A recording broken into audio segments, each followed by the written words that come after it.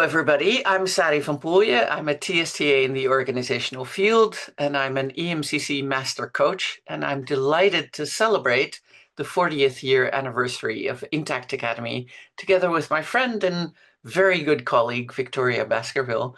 So, hi, Victoria. I'm really happy to see you here. I'm so delighted to be here. Thank you so much for inviting me.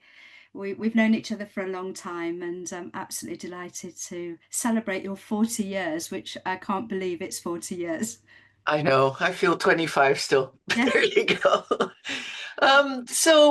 Yeah, you're really in a very particular way contributing as well to TA, and of course to the profession. I know you because you have TA East and you've written a book on intersectionality, but you've had a really long journey to get there. So maybe you could introduce yourself and say something about all this journeying you've been doing. thank you so much. Sorry, doesn't seem very long ago since we were both in Utrecht in I think about 2002. I know. So I started my training back in the mid 90s, and with Helena Hargarden and Charlotte Sills, who were pioneering relational TA. They hadn't written it yet, so in many ways my journeying has felt similar, of actually offering a practice of intersectionality way before actually I wrote about it. Mm. So yeah, relational TA was my foundation. And I guess what I was very aware of very early on, because back in the mid 90s, as you recall, there was a lot going on systemically as somebody who's queer. And all these years later, there is still a lot going on. However, the constructs have changed. Yeah. So I was training in the mid 90s, very much belonging to the queer community, activist, being affected by all the laws that were for gay men, because Queen Victoria didn't believe we existed back then. But of course, I was also a teacher working under Section 28. And I was disciplined under Section 28 because a book was found in my classroom about two mums.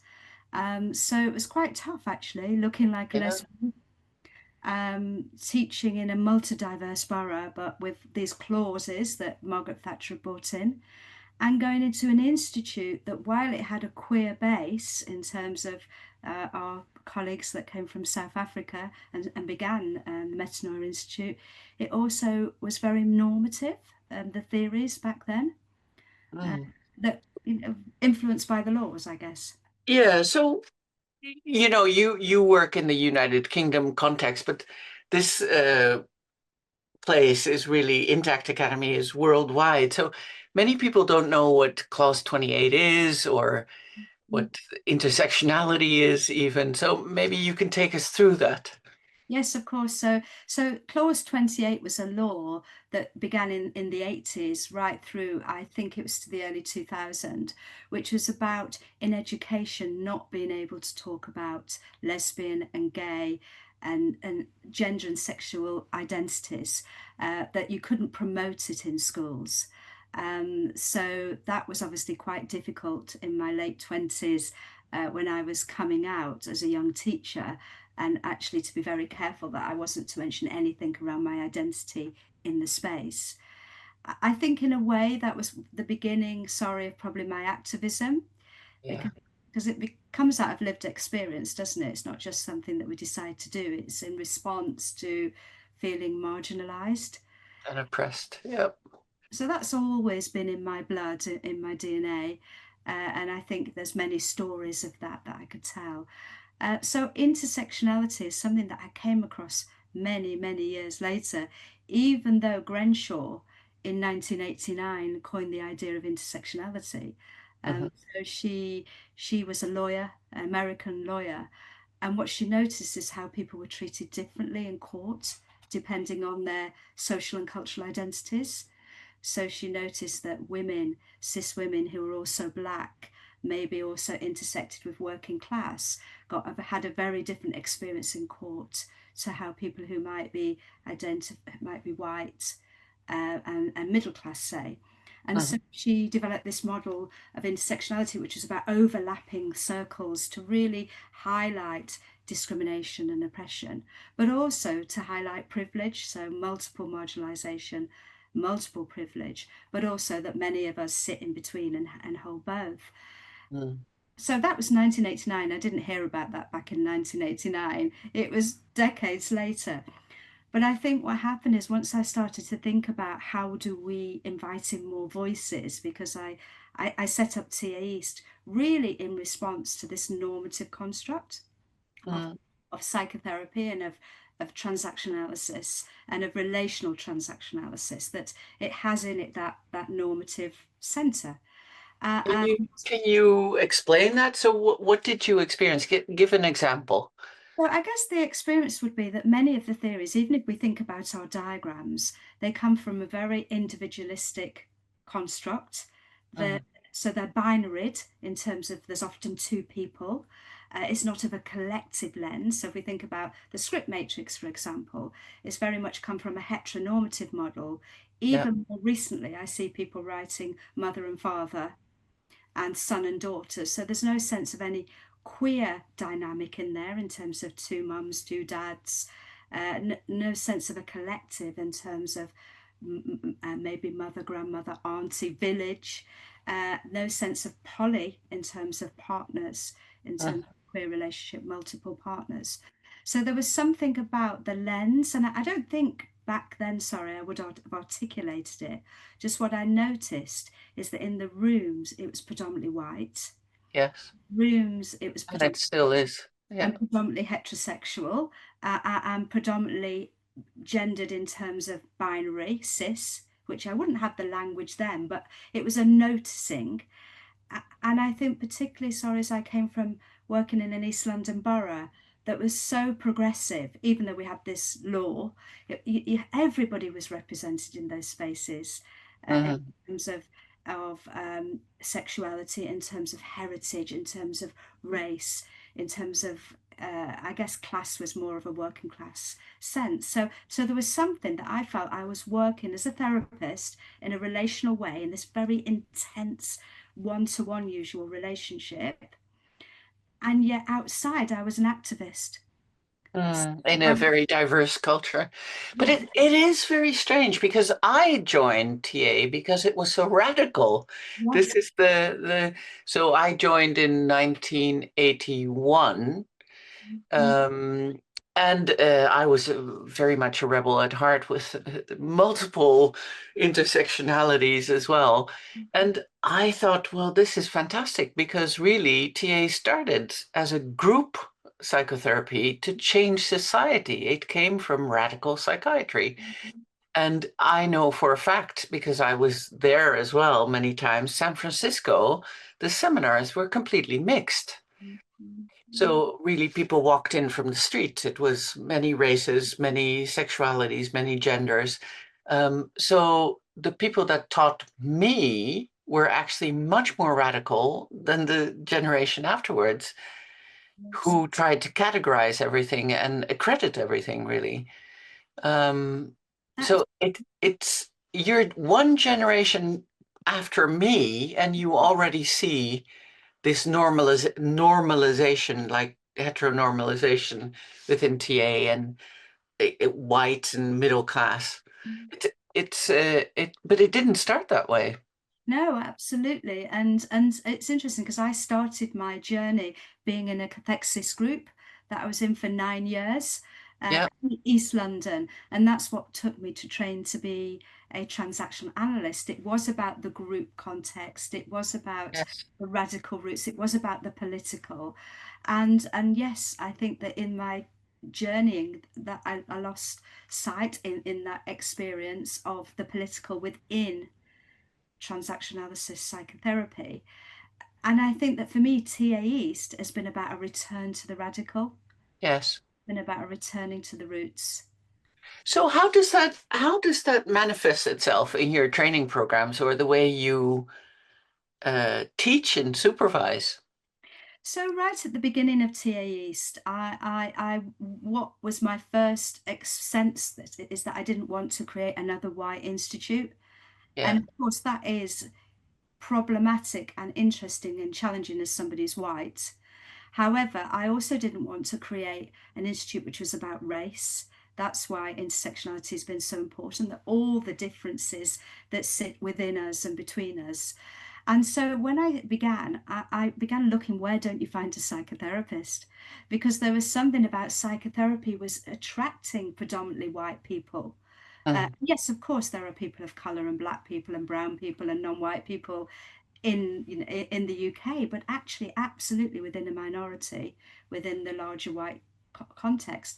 So I started off by going to festivals and seeking people who wouldn't usually be looking to become psychotherapists. So I set up in a library, absolutely in the heart, on the street, in a really busy East London street, in the library, in a room, just outside with the computers, the Muslim boys coming just after prayer, homeless people to keep warm. It's a community centre in just one room, surrounded by the hustle and the bustle.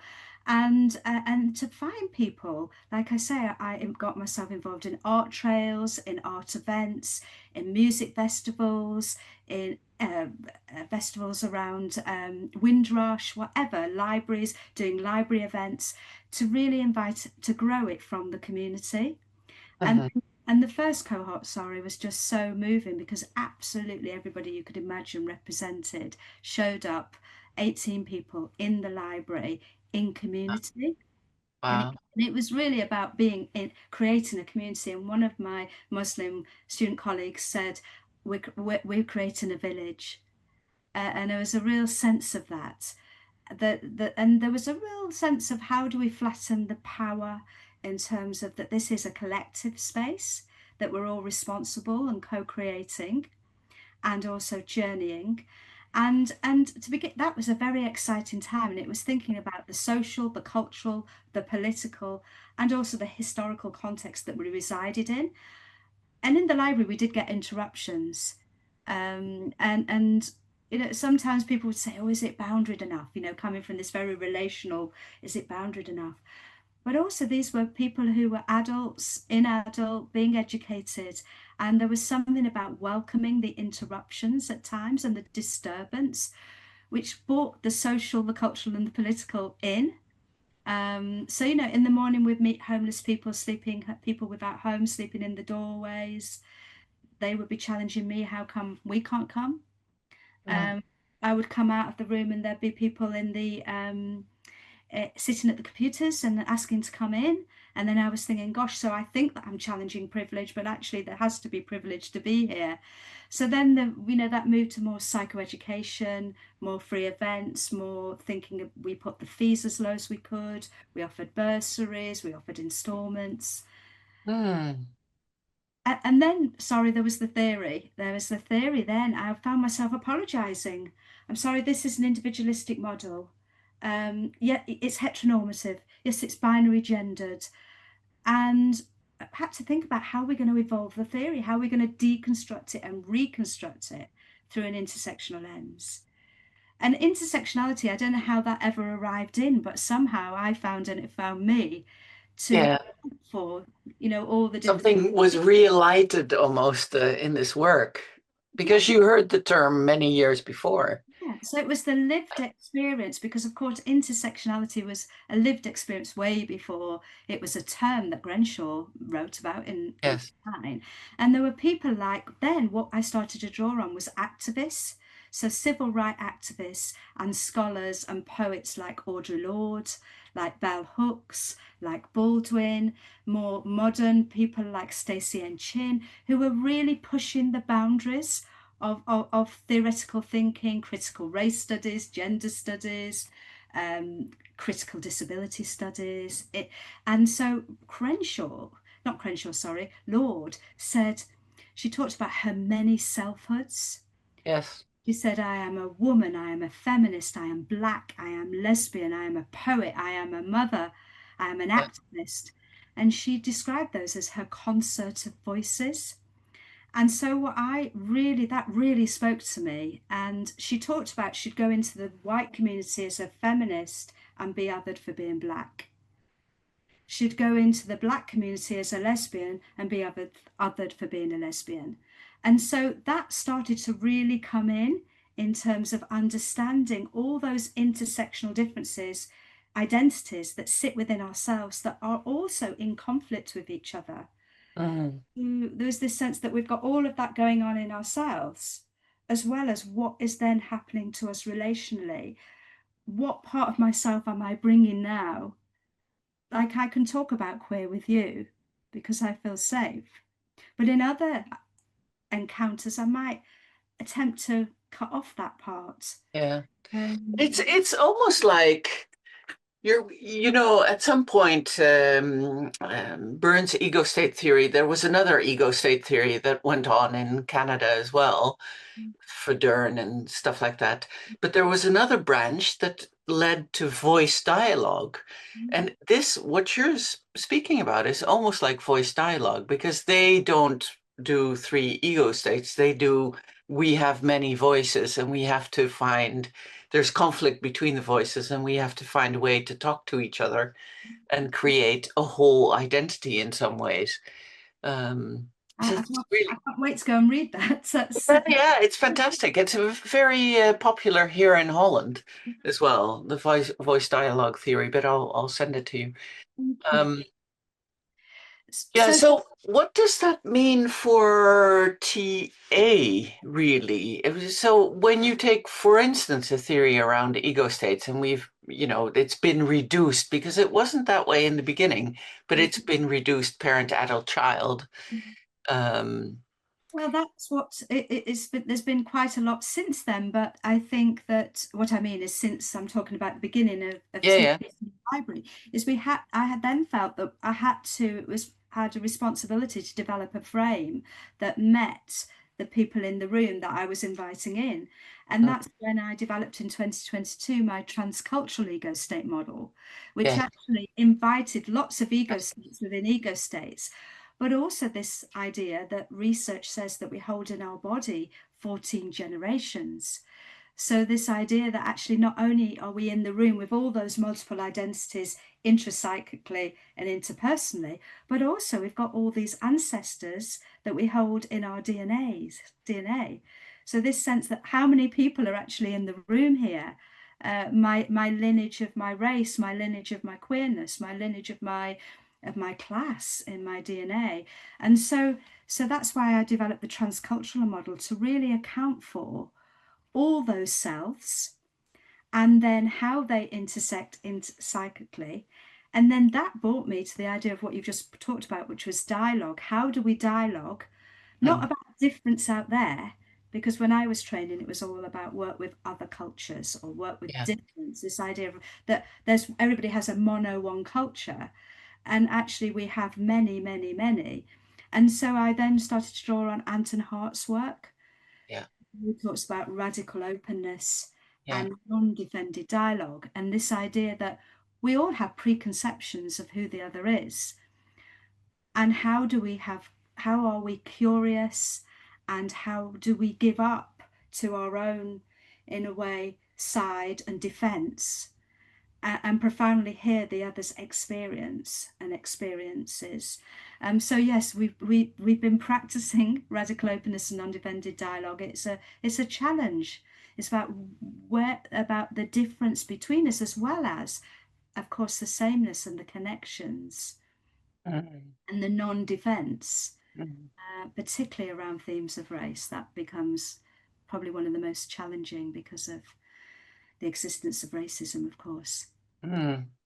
Yes, and the clear racial divides that are widening now in this day and age. So if I think practically, because I know I'm fascinated by this, if you consider ego states as, there's not a collection of ego states, there's many different voices. I'm thinking further, and what does that mean, for instance, for redecision work? Because I was trained by Erskine and by Mary Goulding, and if you take the pure redecision work, for instance, you go back to a childhood memory and then you reconstruct, almost you create a new story. This is simply put, But I guess you could also consider redecision work as kind of bringing another voice to the fore. I guess How do you think about it? I've been really interested because in my model, I developed also P naught. P naught's already there. P naught naught, P naught naught naught, P naught naught naught, P naught Yes, naught. way back. 14 generations of the C3, C4, C5, C6, all of these. And so what I think is that childhood voice sits in a time that also goes back generations. So if I think of my injunction in terms of class, Yes. don't know who you are, don't get above your station, don't have needs, don't make a fuss, this sense that that wasn't just my parents' voice. That was the lineage of my grandfathers who were miners on both my maternal side and both my maternal side. Men who were going down the mines every day, not knowing they'd come back up alive, Mm, water up to their knees in the darkness, in candlelight, in all day long. This sense of who you don't get above your station. You know your place in terms of that lineage of class. So that mm, don't be you, for me, didn't arrive with my parents that I then took on and became a decision. It has a lineage. So I would think of the redecision taking place at different parts in time. If we think about holding that in our bodies in the somatic, yeah, which bit am I cathecting now of that ancestral lineage? Is it in that redecision moment that it hits upon all this generational story? yeah, How cool. far does it go back in the body and the psyche? For me, So, it's a decolonizing process. oh wow. So, how would that relate to like Gloria Noriega's transgenerational scripting? Because am I right in thinking that's more a parental, she explored more the parental transgenerational counter injunctions then, where you're working more with the child generational line. Is that And how I could understand it? so I saw the intersectional interjections in P2. Yeah, However, I see the lived experience located in C2, C1, yeah, C yeah, that would make sense. in the DNA, in the body. And so there are people like Jenny Mullen, who writes about decolonising therapy, who talks Yes. about that we have soul memory, we have cultural memory in our bodies. If you think that as we've journeyed through our generational lineage, our bodies have been changed by the landscape, by the journeying across landscapes, the formation of the human being. And so that I think that I would locate it certainly. The scripting feels very cognitive and behavioral, Hmm. yet in the child, the changing of that we've already been changed by our DNA. So really working with that C1, C0, C0, 0, is about a somatic bodily change, working with the soul memory. Oh, beautiful. Yeah, it's and funny. I just gave the functions of discrimination workshop for the Scottish TA Association, and I talked about the somatic anchoring of racism and sexism and everything else. And that it takes so much time as well, that your primary reaction will probably always be that, but that we help people learn a very quick second reaction, really. Yeah, yeah. I love that. I love that idea of, yes, I think it is all in the somatic. And of course, sitting in my somatic is the part of myself who's part of white supremacy in my Mm, ancestry and part of being the colonizer. And yet also in my Irish heritage, in my Celtic heritage, in my working class best. DNA, Yeah, I've been colonized. yeah. And so that complexity, and that's why I think the defense comes up, because we're never one, and that's why intersectionality is so important to me, that it's not monocultural, that you and I, what sits between us is so many different journeyings that we share, and journeyings where we intersect, and journeyings where we separate, and journeyings when we're in conflict, and journeyings when we're absolutely in connection. and it's like having that profound desire to be willing to sit with each other and Mm, offer a profound regard in making sense of what we've journeyed, and where that brings us to now, and how we take responsibility with an open heart, but also how we don't diminish each other's experience in any way in terms of the experience of being othered. You and I know what it's like to be othered, and we also have experienced othering others. mm, Um, and um, and of course, we're never going to arrive. That's why in my book I talk about a journeying, and I say once I believe I have arrived, I have lost my way. beautiful. Oh, that's really touching. Thank you so much, Victoria. This is beautiful. And I wish we had hours to talk, and we probably will. But for now, thank you so much for this contribution.